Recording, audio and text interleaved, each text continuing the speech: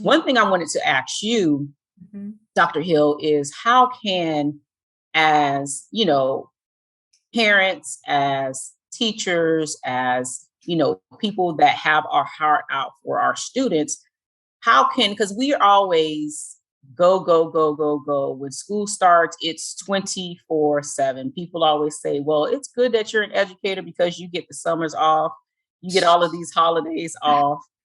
They No, don't I know. mean, you really, really don't. Because, I mean, summertime, school is out. You probably have 2 weeks of training afterwards. Then you get 2 weeks of training before you even come back to school officially.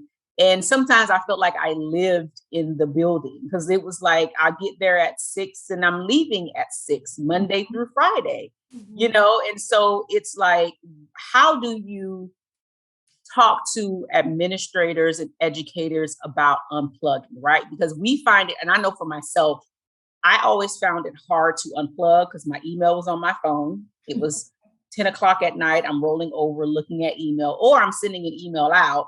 And I always used to tell the staff, just because I am up at 1 o'clock in the morning sending the email out, because that's the only time that I have to myself to send this email out to you guys and Yeah. not be bothered. And I Mhm. used to always tell them, please do not feel the need to respond to my email at 1 o'clock in the morning. This is just the only time that I have to send it out.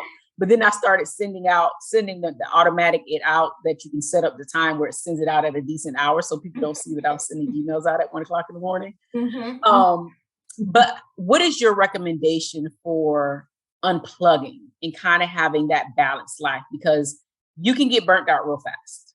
Yeah. So what's coming up for me is something I teach therapists against burnout is tune in and time out.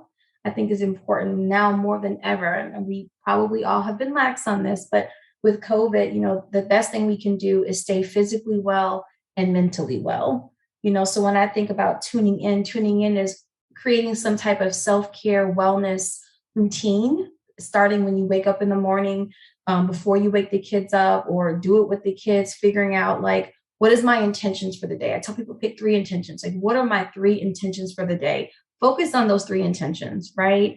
And then at the end of the day, download the day. That's your timeout. So we tune in at the beginning of the day. We start the day with whatever practice you want to start. It can be a spiritual practice, nourishing yourself with some delicious coffee and some real food, getting the kids there. And then at the end of the day, shut it down, download the day, do something nourishing, recoup, recharge, so that you can be fresh for the beginning of the next day. Also, with COVID rampant, like COVID wants a weakened immune system. And when you're stressed out and you're not recharging yourself, you leave yourself open to a lot of things because you wear your immune system down. So, just learning how to care for yourself and manage the stuff, nothing should be above all of our well being. The to do list can wait.